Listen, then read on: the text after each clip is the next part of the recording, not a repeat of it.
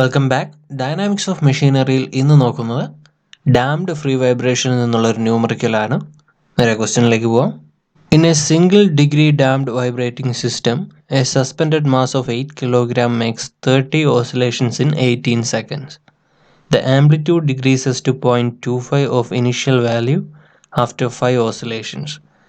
Determine the stiffness of spring, logarithmic decrement, damping factor and damping coefficient. ഇതിൽ first question stiffness കാണാനാണ്. K കാണാനായിട്ട് ക്വസ്റ്റ്യനിൽ എന്ത് തന്നിട്ടുണ്ട്? ആകെയുള്ളത് 30 ഓസിലേഷൻസ് ഇൻ 18 സെക്കൻഡ്സും ഉണ്ട്. പിന്നെ ഉള്ളത് amplitude value decreases to 0.25 of initial value after 5 seconds. ആദ്യം നോക്കേണ്ടത് ഈ 30 ഓസിലേഷൻസ് ഇൻ 18 സെക്കൻഡ്സ്. ഇവിടെ നിന്ന് ഫ്രീക്വൻസി കാണാൻ പറ്റും. നാച്ചുറൽ ഫ്രീക്വൻസി ഈക്വൽ ടു എന്താണ്? ഒരു സെക്കൻഡിൽ എത്ര ഓസിലേഷൻസ് എന്നാണ് ഫ്രീക്വൻസി. അപ്പോൾ ഇവിടെ 18 സെക്കൻഡ്സിൽ 30 ആണെങ്കിൽ ഒരു സെക്കൻഡിൽ എത്രയായിരിക്കും? 30/18 ഈക്വൽ ടു 1.67 ഹെർട്സ്. ഇതാണ് ഫ്രീക്വൻസി. അപ്പോൾ നമുക്കറിയാമെന്നുള്ളത് omega N equal to 2πf. അവിടെ നിന്ന് എഫിൻ്റെ വാല്യൂ ഇവിടെ ഉണ്ട്. ഇത് സബ്സ്റ്റിറ്റ്യൂട്ട് ചെയ്ത് കഴിഞ്ഞാൽ omega N equal to 2π into 1.67 equal to 10.47 radian per second എന്ന് കിട്ടും. ഒരു നാച്ചുറൽ ഫ്രീക്വൻസി കിട്ടി. ഇനി നോക്കേണ്ടത് നാച്ചുറൽ ഫ്രീക്വൻസിയുടെ ഇക്വേഷൻ എന്താണ്? Omega N equal to √k/m. അപ്പോൾ ഇവിടെ നിന്ന് എമ്മിൻ്റെ വാല്യൂ ക്വസ്റ്റ്യനിലുണ്ട് 8 kg.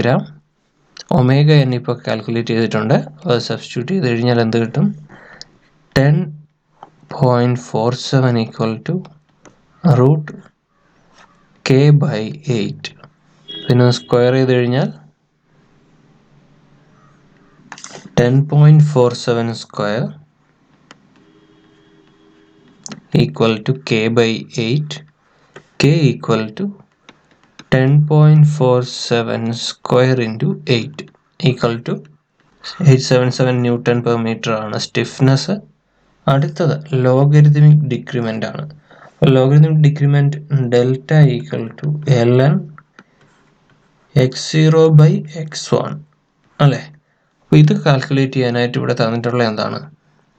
The amplitude decreases to 0.25 of initial value after 5 oscillations. ഇവിടെ എഴുതാൻ പറ്റുന്നത് x0 ആണ് ഇനിഷ്യൽ ഓസിലേഷൻ എന്ന് എടുത്തു കഴിഞ്ഞാൽ x5 equal to 0.25 x0. Fifth ഓസിലേഷനിൽ എന്താണ്? ഇനിഷ്യൽ ഓസിലേഷൻ്റെ 0.2 ടൈംസ് ആണ് ആംപ്ലിറ്റ്യൂഡ്. അപ്പോൾ ഇവിടെ നിന്ന് x5/x0 അല്ലെങ്കിൽ x0/x5 എഴുതാം. x0/x5 equal to 1/0.25. ഈ വാല്യൂ യൂസ് ചെയ്താണ് ഡെൽറ്റയിലേക്ക് പോകുന്നത്. അതിനു മുമ്പായിട്ട് നമുക്ക് x0/x5 എങ്ങനെ എഴുതാൻ പറ്റും? x0/x1 into x1/x2 into x2/x3 into x3/x4 into x4/x5. ഇവിടെ x1 തമ്മിൽ ക്യാൻസൽ ചെയ്ത് x2 ക്യാൻസൽ ചെയ്ത് കഴിഞ്ഞാൽ ലാസ്റ്റ് കിട്ടുന്നത് 0/x5. അപ്പോൾ ഇതിന് x0/x1 ഈക്വൽ ടു x1/x2. ഇത് നമ്മൾ കഴിഞ്ഞ വീഡിയോയിൽ ഡിറൈവ് ചെയ്തതാണ്. സക്സസീവ് ആംപ്ലിറ്റ്യൂഡിൻ്റെ റേഷ്യോ സെയിം ആയിരിക്കും. Equal to x2/x3 into equal to x3/x4. അപ്പം അങ്ങനെയാണെങ്കിൽ ഇതിനെ മൊത്തത്തിൽ എങ്ങനെ എഴുതാൻ പറ്റും? ഈ ടോട്ടലിനെ x0/x1 whole raise to 5 equal to x0/x5. ഇവിടെ നിന്ന് വേണ്ടത് നമുക്ക് ഈ ഡെൽറ്റ കണ്ടുപിടിക്കണമെങ്കിൽ വേണമെങ്കിൽ x0/x1 ആണ്. ഇവിടെ നിന്ന് x0/x1 ഈക്വൽ ടു x0/x5 ഡോൾ റൈസ് ടു 1/5. x0/x5ൻ്റെ വാല്യൂ ഇവിടെ അവൈലബിൾ ആണ്. x0/x5 equal to 1/0.25. അപ്പോൾ 1/0.25 ഡോൾ raise to 1/5 equal to x0/x1. ഇത് കാൽക്കുലേറ്റ് ചെയ്ത് കഴിഞ്ഞാൽ ഇവിടെ നിന്ന് x0/x1 ഈക്വൽ ടു 1.32 എന്ന് കിട്ടും. ഇവിടെ നിന്ന് logarithmic decrement delta equal to natural log x0/x1 equal to natural log 1.32 equal to 0.2776 ഡെൽറ്റയുടെ വാല്യൂ ആയി. ഇനി വേണ്ടത് ഡാമ്പിംഗ് ഫാക്ടറാണ്. Damping factor സീറ്റ. സീറ്റ കാണാനായിട്ട് ഇവിടെ ഡെൽറ്റയുടെ ഇക്വേഷൻ തന്നെ യൂസ് ചെയ്യാം. ഡെൽറ്റയ്ക്ക് മറ്റൊരു ഇക്വേഷൻ ആണ് equal to 2π zeta by √1 - zeta square. ഇതിനെ ക്രോസ് ചെയ്ത് കഴിഞ്ഞാൽ √1 - zeta square into delta equal to 2π zeta square ചെയ്ത് കഴിഞ്ഞാൽ എന്താവും? 1 - zeta square into delta square equal to 2π zeta whole square. 1 - zeta square equal to 4π square into zeta square divide by delta. ഡെൽറ്റയുടെ value നേരത്തെ കിട്ടിയതാണ് 0.277 whole square equal to 514.5 zeta square. ഇവിടെ നിന്ന് ഈ ഒരു സീറ്റ കൂടി ഈക്വൽ സൈൻ്റെ അപ്പുറത്തേക്ക് കൊണ്ടുവന്നു. അപ്പോൾ അവിടെ നിന്ന് 1 equal to 515.5 zeta square. Zeta square equal to 1/515.5 equal to 0.001939. Zeta equal to 0.0440. അപ്പോൾ സീറ്റയുടെ വാല്യൂ ആയി, ഡാമ്പിംഗ് ഫാക്ടറിൻ്റെ വാല്യൂ ആയി. ഇനി വേണ്ട ഏതാണ്? അടുത്തത് ഡാമ്പിംഗ് കോഎഫിഷ്യന്റ് സി. അത് നോക്കാം. അതിനുവേണ്ടി സീറ്റയുടെ വാല്യൂ തന്നെ യൂസ് ചെയ്യാം. Zeta equal to c/cc.